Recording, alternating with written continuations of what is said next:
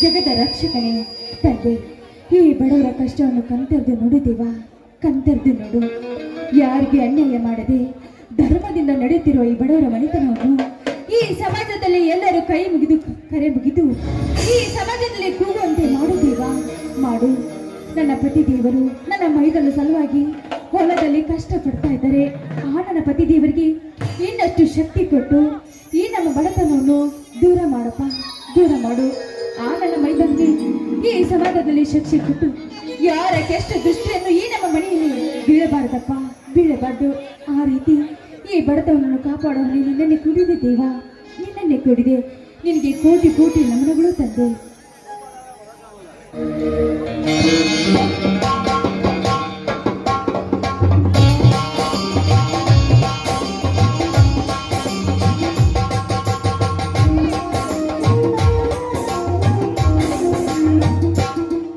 ಕಮಲ, ಕಮಲ, ಏನದು ಇವತ್ತು ಪೂಜಾ ಸಂಭ್ರಮ ಒಳ್ಳೆ ವಿಜೃಂಭಣೆಯಿಂದ ಸಾಕ್ತಾ ಇದ್ದಲ್ಲ? ಹೌದು ರೀ, ಇವತ್ತು ಶುಕ್ರವಾರವಲ್ಲ, ಅದಕ್ಕೆ ಆ ದೇವರ ಪೂಜೆ ಮಾಡ್ತಾ ಇದ್ದೆ. ಬನ್ನಿ, ನೀವು ಆ ದೇವರ ಪ್ರಸಾದ ತೆಗೆದುಕೊಳ್ರಂತೆ. ಆಯ್ತು ಕಮಲ.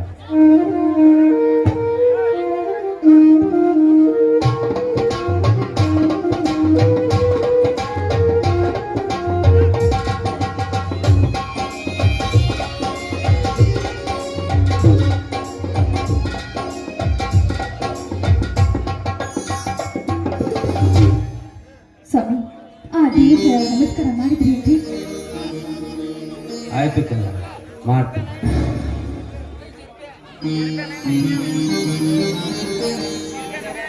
ಕಮಲ, ಕಮಲ, ಹೇಳ್ರಿ ರೀ, ಮೈದನ ಇನ್ನೂ ಬಂದಿಲ್ಲ. ನೀವು ಹೊಲದಲ್ಲಿ ಕೆಲಸ ಮಾಡಿ ಈಗ ಬಂದ್ರೇನ್ರಿ? ಅಮ್ಮ ತಾಯಿ ಚಾಮುಂಡೇಶ್ವರಿ ಚಂಡ ಮುಂಡರನ್ನು ಸವರಿಸಿ ಶ್ಯಾಮುಂಡೆನಿಸಿಕೊಂಡೆ ತಾಯಿ. ಕಾಣುವುದಿಲ್ಲವೇ ಈ ಜಗದಲ್ಲಿ ನನಗೆ ಬಂಡ ಕೋರು 20,000 ಸಾಲವನ್ನು ಹೇರಿ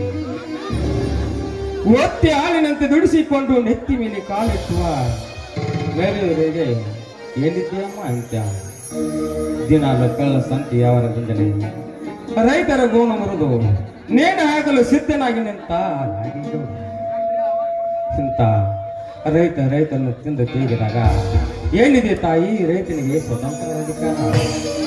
ತಾಯಿ ಇನ್ನು ಮುಂದಾದರೆ ಅಂತ ಶ್ರೀಮಂತರ ಸೊಕ್ಕ ನಡಗಿಸಿ ನಮ್ಮಂತ ಬಡವರನ್ನು ಕಾಪಾಡಬಾರ ನಿನ್ನನ್ನು ಕುಡಿದು ತಾಯಿ. ರೀ, ಯಾಕೆ ಸ್ವಾಮಿ ಆ ದೇವ್ರ ಮೇಲೆ ಇಷ್ಟೊಂದು ಭಾರ ಹಾಕಿ ಮಾತನಾಡ್ತಾ ಇದ್ದೀರಲ್ಲ? ಯಾಕ್ರಿ, ಏನಾಯ್ತು? ಹೌದು ಕಮಲ, ಭಾರ ಹಾಕಲೇಬೇಕಾಗಿದೆ. ಈ ಊರಿನ ಗೌಡ ನಾನೇ ಗೌಡನೆಂದು ನನ್ನ ತಮ್ಮನ ಸಂಬಂಧ ತಲೆ ಕೆಡಿಸಿಕೊಂಡು ಎಲ್ಲರನ್ನು ಎದುರಿಸಿದಂತೆ ಎಂದು ನನ್ನನ್ನು ಬೆದರಿಸಿ ಇಲೆಕ್ಷನ್ ಪರಿಚಾರ ಬೆಂಬಲ ಕೇಳಿದ ಕಮಲ, ಬೆಂಬಲ ಕೇಳಿದ. ಸ್ವಾಮಿ, ಒಂದು ವೇಳೆ ಅವರಿಗೆ ಬೆಂಬಲಿಸ ಹೋದ್ರಿ? ಒಂದು ವೇಳೆ ನಾನು ಅವರಿಗೆ ಬೆಂಬಲಿಸದ ಹೋದರೆ ಊರಲ್ಲಿ ಬಹಿಷ್ಕಾರ ಹಾಕಿ ನನ್ನ ತಮ್ಮ ಶೇಖರನ್ನು ಕೊಲೆ ಮಾಡುತ್ತಾನೆಂದು ನನ್ನನ್ನು ಹೆದರಿಸಿ ಈಗ ತಪ್ಪಿಸಿದ್ದಾನೆ. ಸ್ವಾಮಿ, ಈ ವಿಷಯ ನನ್ನ ಮೈದನಿಗೆ ಏನಾದರೂ ತಿಳಿದ್ರೆ ಅನಾಥ ಆಗೋದ್ರಲ್ಲೇ ಸಂದೇಹ ಇಲ್ಲ ರೀ. ಇಲ್ಲ, ಇನ್ನು ಮುಂದೆ ಹೇಗ್ರಿ? ಈ ಬಡವರು ಇನ್ನು ಮುಂದೆ ಹೇಗೆ ಜೀವನ ಮಾಡೋದು? ಅದಕ್ಕೆ ಕಮಲ, ನಮ್ಮ ತಮ್ಮಂದರಿಗೆ ನಾವೇ ಬುದ್ಧಿ ಹೇಳಿಕೊಂಡರಾಯ್ತು. ನಮಗೇಕು ಬೇಕು ಕಮಲ ಆ ಶ್ರೀಮಂತರ ಸಹವಾಸ, ಅವರ ವೈರವತ್ವ.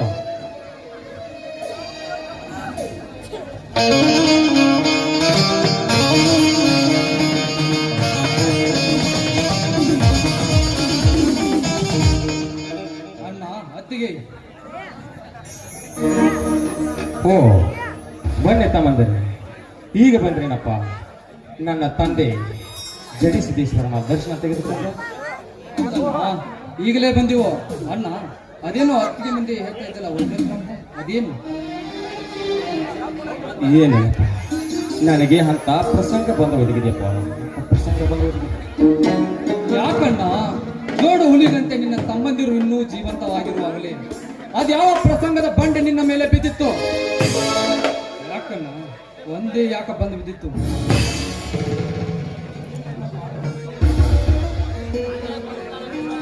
ಅದೇನಿಲ್ಲಪ್ಪ, ಮೊದಲು ನೀನು ನನ್ನದೊಂದು ಮಾತು ಕೇಳಬೇಕಪ್ಪ.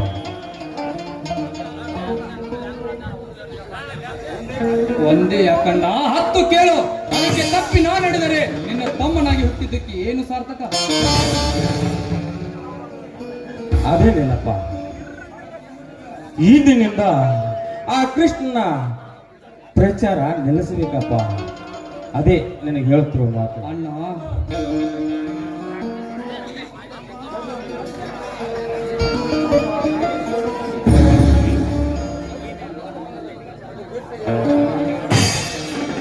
ಹೌದಪ್ಪ, ಆ ನಾಯಕಗೌಡನ್ನು ನಾವು ಎದುರು ಹಾಕೊಂಡು ಬದುಕೋದು ಬೇಡಪ್ಪ, ಎದುರು ಹಾಕೊಂಡು ಬದುಕೋದು ಬೇಡ.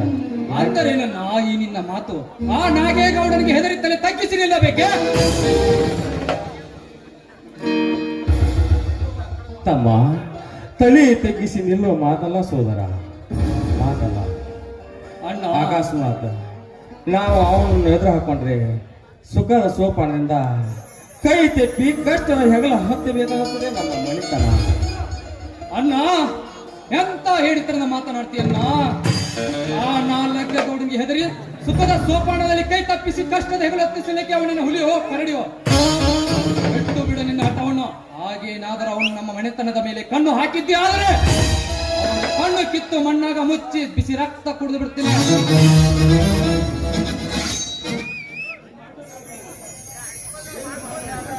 ಮೈದನ, ನಿಮ್ಮ ಅಣ್ಣನವರು ಹೇಳಿದ ಮಾತನ್ನು ಕೇಳಪ್ಪ. ನೋಡು, ಈಗಾಗಲೇ ಆ ಗೌಡ ಹೊಲದಿಂದ ನಿಮ್ಮ ಅಣ್ಣನವರಿಗೆ ಬೆದರಿಕೆ ಹಾಕಿ ಕಳಿಸ್ಬಿಟ್ಟಿದ್ದಾನೆ ಮೈದನ. ಏನು ಹೇಳ್ತಾ ಇದ್ದೀಯಮ್ಮ ನೀನು? ಕೇವಲ ಹೋಟಿನಾಶಿಗಾಗಿ ನಾನು ನನ್ನನ್ನು ಬೆದರಿಸಿ ಕಳಿಸಿದ್ದಾನೆ ಆ ಚಂಡಲ. ಏ ಗೌಡ, ನೀನು ಖಂಡಿತ ಆಗಿದ್ದರೆ ನನ್ನ ಎದುರು ಬಂದು ನಿಂತು ಮಾತನಾಡಬೇಕಾಗಿದ್ದರೆ ನನ್ನ ಹೇಳಿ.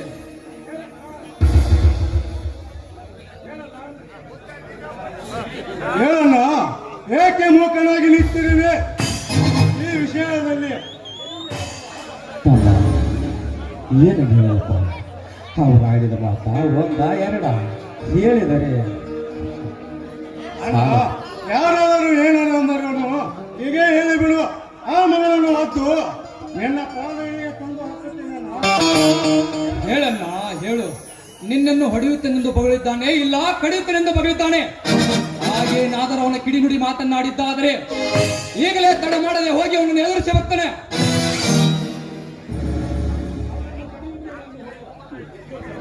ನೋಡುತ್ತಮ್ಮ, ಅವನನ್ನು ಕಡಿತಿನಿಂದ ಹೋದ ಎಷ್ಟು ಜನರು ಅವನ ಕೈಯಲ್ಲಿ ಕಸ್ಟಡಿಯಲ್ಲಿ ಕೊಳತು ಮಣ್ಣಾಗಿ ಹೋಗ್ತಾರೆ.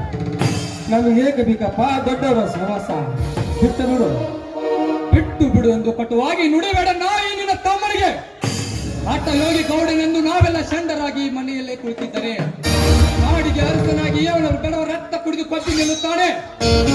ಒಂದೇ ಒಂದು ತಿಂಗಳಲ್ಲಿ ನಮ್ಮಂತ ವಿದ್ಯಾವಂತ ತರುಣರು ಸತ್ಯ ಯಾವುದೊಂದು ತಿಳಿದುಕೊಂಡು ನೋಟಿನ ಆಸೆಗಾಗಿ ಓಟು ಹಾಕಿಸಿಕೊಂಡು ಇಡೀ ಕರ್ನಾಟಕವನ್ನೇ ಲೂಟಿ ಮಾಡಿ ಬಿಡುತ್ತಾನೆ ಆ ಗೌಡ.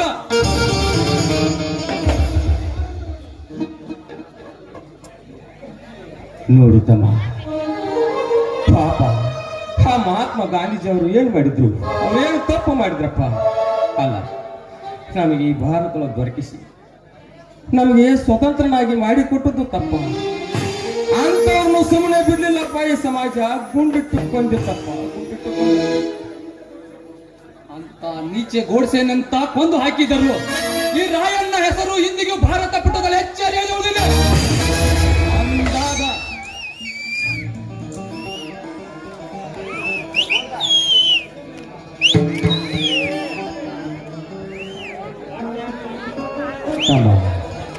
ಇಲ್ಲಪ್ಪ, ರಾಯನಾದ್ರೂ ಏನು ತಪ್ಪು ಮಾಡಿದ್ದಾನೆ?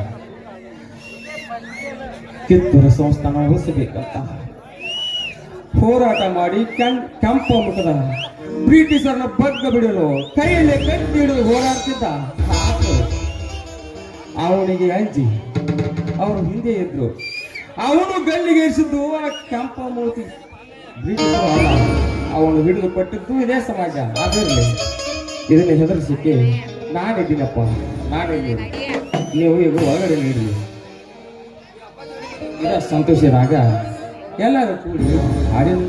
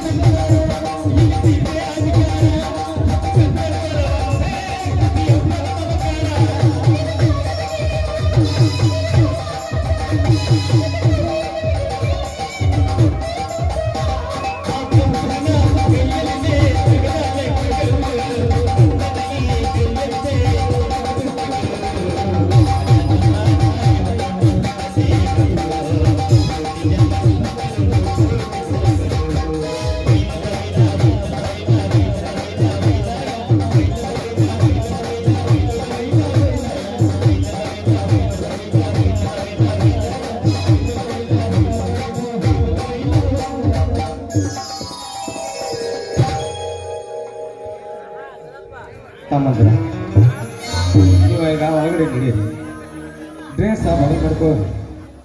ನಿಮ್ಮ ಸಾಲಿಗೆ ಎಷ್ಟು ಹಣ ಬೇಕು ನಾನು ಕೊಟ್ಟು ಕಳಿಸ್ತೀನಿ. ಆಯ್ತಣ್ಣ, ಹೋಗಿ ಬರ್ತೀನಿ. ಆಯ್ತು ತಮ್ಮ, ಹೊರಗಡೆ. ಮೈದನ ಒಳಗೆ ನಡ್ರಪ್ಪ, ವಿಶ್ವೇಶ ಅಡಿಗೆ ಮಾಡಿದ್ದೀನಿ, ಎಲ್ಲರೂ ಸೇರಿ ಊಟ ಮಾಡೋಣ. ರೀ ನೀವೇನ್ರಿ ನೋಡ್ತಾ ನಿಂತಿರಲ್ಲ, ನಿಮ್ಗೆ ಇನ್ನೂ ಹಸು ಆಗಿಲ್ಲೇನ್ರಿ? ಇನ್ನೂ ಇಲ್ಲ ನೋಡಪ್ಪ, ಊಟಕ್ಕಿಂತ ಹುಚ್ಚವಾದ ರುಚಿಗೆ ಹೋಗ. ರೀ ಅದೇನೋ ಒಂದು ಮಾತು ಕೇಳ್ತೀವಿ ಅಂತ ಹೇಳಿದ್ರಲ್ಲ, ಅದೇನಂತ ಧಾರವಾಡ ಕೇಳಿ ಸ್ವಾಮಿ. ನೋಡು,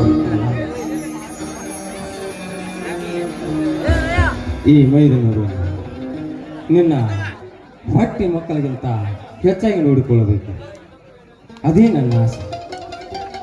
ರೀ ಆಗ್ಲಿ ರೀ, ಇವರು ನನ್ನ ಮೈದನರು ಅಷ್ಟೇ ಅಲ್ಲ ರೀ, ನನ್ನ ಹೊಟ್ಟೆಲೆ ಹುಟ್ಟಿದ ಮಕ್ಕಳು ಅಂತ ಆ ಥರ ನನ್ನ ಜೋಪಾನ ಮಾಡಿ ಈ ಸಮಾಜದಲ್ಲಿ ನಿಮ್ಮ ಹೆಸರು ತರುತ್ತೇನ್ರಿ.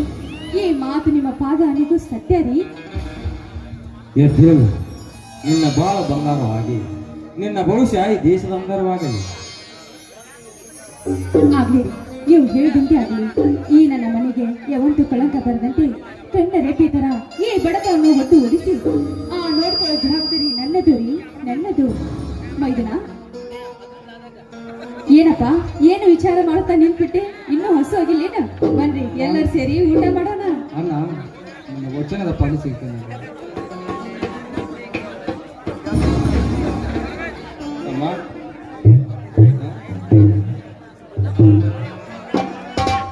ಮೈದನ ಅದೇನಂತ ದಾರೊಳಗೆ ಹೇಳು, ಯಾಕೋ ಸಂಕೋಚ ಪಡ್ಕೊಂತೀಯ?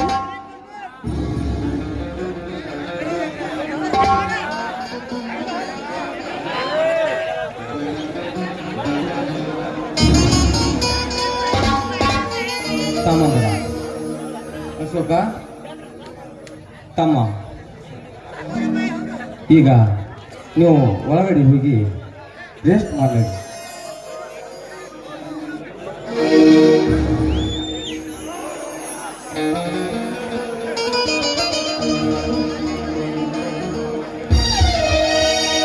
ನಿನ್ನಂತ ಶ್ರೀಮತಿ ಕೈ ಹಿಡಿದಾಗ,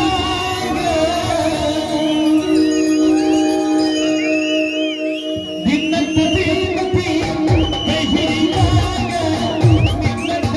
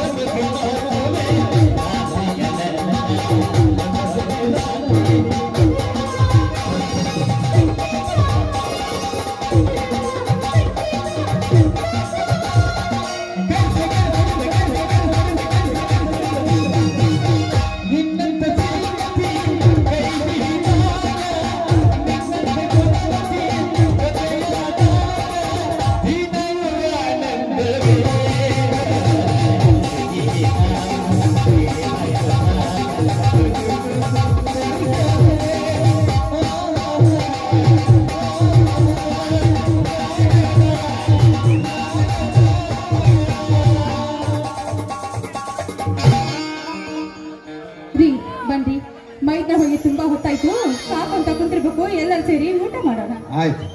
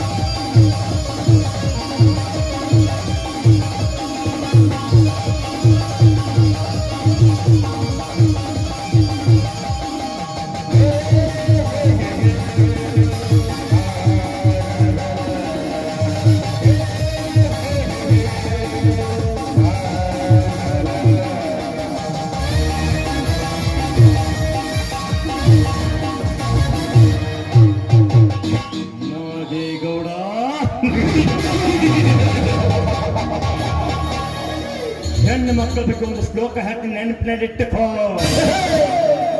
ರಾಮಾಯಣ ಯುದ್ಧ ನಡೆದಿತ್ತು ಸೀತೆಯಿಂದ, ಆದ್ರೆ ರಾವಣ ಕೆಟ್ಟವನಲ್ಲ. ಮಹಾಭಾರತ ಯುದ್ಧ ನಡೆದಿತ್ತು ದ್ರೌಪದಿಯಿಂದ, ಆದ್ರೆ ದುರ್ಯೋಧನ ಕೆಟ್ಟವನಲ್ಲ. ಈ ನಾಟಕದಲ್ಲಿ ವೀರೇಶನ ಕುಟುಂಬದ ಬೀದಿ ಪಾಲು ಮಾಡುವುದು ನಾಗೇಗೌಡ. ಬಟ್ ಈ ಜಗನ್ನ ಕೆಟ್ಟವನಲ್ಲ.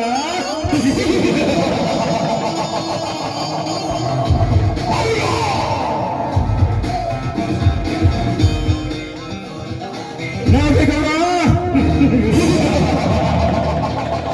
ಬೇಸರಿಕೆ ಮತ್ತು ದರ್ಪದಿಂದ ಎದೆ ಉಬ್ಬಿಸಿ ಮೇರ್ತಿರಿವಲ್ಲ, ನಿನ್ನ ಬೆಕ್ಕಿಗೆ ಮ್ಯಾನೇಜರ್ ಆಗ್ಬೇಕೆಂದು ಬಂದರೆ ನಿನ್ನ ಮಗಳ ಮನಸ್ಸು ನನ್ನ ಮೇಲೆ ಬಿದ್ದು ಅವಳನ್ನು ಹೇಗಾದ್ರೂ ಮದುವೆ ಮಾಡ್ಕೋಬೇಕೆಂಬುದು ನನ್ನ ಹಠ.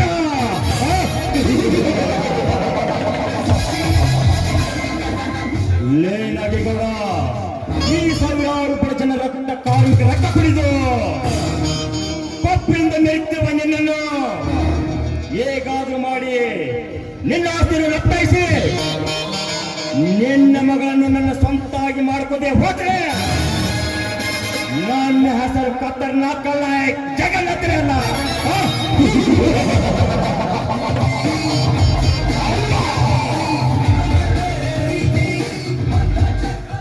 ಏನ್ ನಿನ್ನ ಮಗಳ ಸೌಂದರ್ಯ, ಲಾವಣ್ಯ, ರೂಪಕ್ಕೆ ತಕ್ಕಂತೆ ಸೌಂದರ್ಯವತಿ, ಸೌಂದರ್ಯ ತಕ್ಕಂತೆ ಚಾಣಕ್ಷತನದಿಂದ ಕೂಡಿ ಬಾಳಿದ ಅವಳಿಗೆ ನಾಗಂಡನಾದರೆ ಪುಣ್ಯನಾಗಿ ಬಡವರ ಜನ ರಕ್ತ ಹೀರ್ತವೆ ನಿನ್ನನ್ನು ಹೇಗಾದ್ರೂ ಮನೆಯ ಕೈಸ ಮಾಡಿಕೊಂಡು ಇಡೀ ನಿನ್ನ ಬೆಟ್ಟದಷ್ಟು ಬೆದರು ಆಸ್ತನ ರಪ್ತಾಯಿಸಿ ನಿನ್ನ ಮಗಳನ್ನ ಮೋಸ ಮಾಡಿಕೊಂಡು ಹೋದ್ರೆ ಮೇರ ನಾಮ್ ಜಗನ್ನಾಥ್.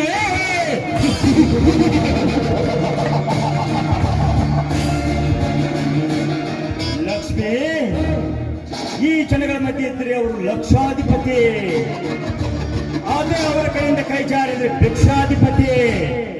ಬಟ್ ನೀ ನನ್ನ ತನ್ನ ಎದುರು ನಾನು ಕೋಟ್ಯಾಧಿಪತಿ.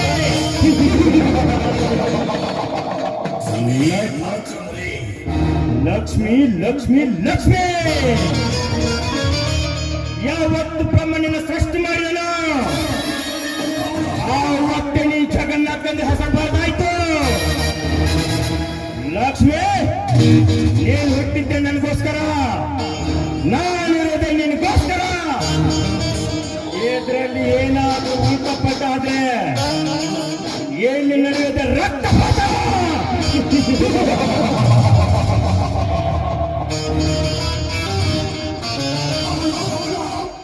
ಏ ಕಮಲ, ಇಷ್ಟೊತ್ತನ ನಿನ್ನ ಮೈದರ ಜೊತೆ ಹಾಡಿ ಕುಣಿದು ಹೋದಲ್ಲ, ಏನು ಈ ಜಗನ್ನಾಥನ ಮನೆಗೆ ಕಾಣಕ್ಕಾಯ್ತು? ಇನ್ನೇನಾದ್ರೂ ಒಂದು ಮನೆಯಲ್ಲಿ ಜಗಳ ಅಥವಾ ಕೊಲೆ ಆಗಬೇಕು. ಇದು ಜಗನ್ನಾಥನ ಸೃಷ್ಟಿವ ಅಭಿಮಾನಿ ಈಗ.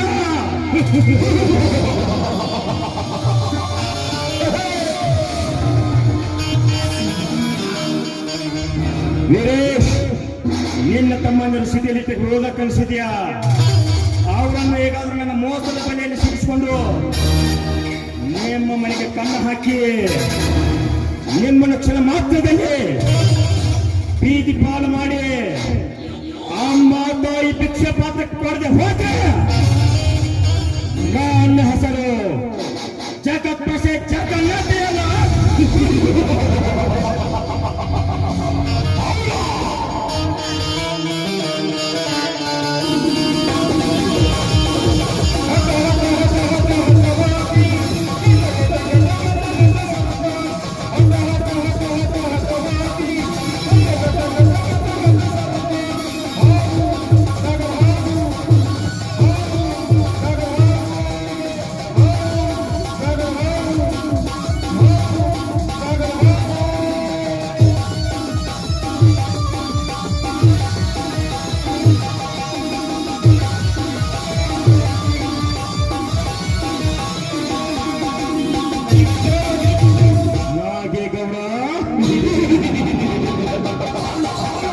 ಮಗನ ರಾಜಕೀಯ ಅಂದ್ರೆ ಏನು ತಿಳಿದಿದೆಯಾ ಗೊತ್ತಾ?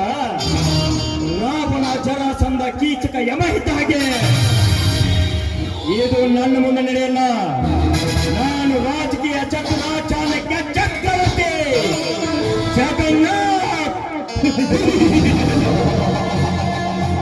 ಲಕ್ಷ್ಮಿ, ಕಾರಣ ಸ್ಮರಿಸಲು ನನ್ನ ಕಾಡ್ತಿದೆಯಾ? ಈ ಸನ್ನಿವೇಶ ಮುಗಿದ್ರೆ ಏನಾಯ್ತು? ಮುಂದಿನ ಸನ್ನಿವೇಶ ನಾನು ಭೇಟಿ ಆಗೇ ಆಗ್ತೇನೆ. ಆಮೇಲೆ ತೊಂಡೆ ಹಣ್ಣಿನ ತುಂಬಬೇಕಂದಿರುವ ನಿನ್ನ ತುಂಡು ತುಂಡಾಗಿರುವ ಮೈಯನ್ನು ಅನುಭವಿಸದೆ ಹಾಗೆ ಹೋಗಲ್ಲ ಈ ಜಗನ್ನಾಥ್. ಬರ್ತೀನಿ. ಅಭಿನಾಥ ಭಾಗ್ಯ ಹೈ.